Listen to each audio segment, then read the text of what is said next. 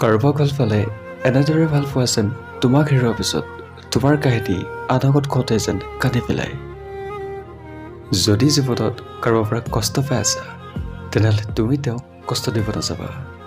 চাবা এদিন সেই বান্ধৱটোৱে তোমাৰ পৰা পোৱাৰ সুখৰ মুহূৰ্তবোৰ মনত পেলাই কান্দিব।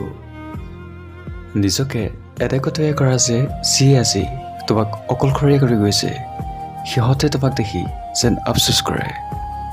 এটা কথাৰ সদায় মনত ৰাখিবা, এবাৰ বিশ্বাস হেৰাই গ'লে তুমি হাজাৰ চেষ্টা কৰিও সেই বিশ্বাস আগতৰে দিব নোৱাৰিবা। যিবোৰ দেখা পোৱা যায় সেই আটাইবোৰ সঁচা নহ'ব পাৰে।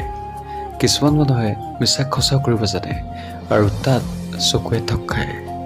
আনৰ পৰা ভালপোৱা পাবৰ বাবে নিজৰ জীৱনটোক নষ্ট নকৰিবা। প্ৰথমতে নিজৰ জীৱনটোক ভাল পোৱা, নিজকে প্ৰতিষ্ঠিত কৰি লোৱা, তাৰপিছত দেখিবাৰ হাজাৰজনে তোমাক ভাল পাব। মনত ৰাখিবাৰ যিজন মানুহে অলপতে সুখী হয় তেওঁৰ সামান্য আগত পালেই বহুত কষ্ট পায়। বিনিময়ত দুখ কষ্টৰ পাম বুলি জানিও বাৰে বাৰে মোৰ মনটোৱে তোমাকে মনত পেলায়। অপেক্ষাৰ তেওঁৰ বাবে কৰা হয় যি মনৰ পৰা ভাল পোৱা যায়। কাৰোবাক অতিমাত্ৰাৰ আৱেগিকভাৱে ভাল পোৱাটোৱেই হৈছে পৃথিৱীৰ সবাতোকৈ এটা ডাঙৰ অপৰাধ।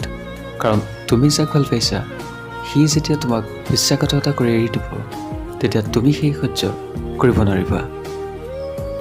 কিছুমান ব্যক্তিৰ জীৱনত এনেকুৱা থাকে লাগিলে তেওঁৰ কষ্ট যিমানেই নিদিয়ক কিয় কিন্তু সুখ তেওঁৰ লগতে অনুভৱ হয়। হেজাৰটাৰ সুখ স্মৃতিয়ে এটাৰ কষ্টক মচি দিব নোৱাৰে, কিন্তু এটা কষ্টই হেজাৰটা সুখ স্মৃতিক মচি দিব পাৰে। এইটোৱে জীৱনৰ নিষ্ঠুৰ সত্য। কাৰোবাক মিছা সপোন দেখুৱাই আঁতৰি নাযাবা, নহ'লে এদিন তোমাৰো সপোনবোৰ আদৰা হৈ ৰ'ব।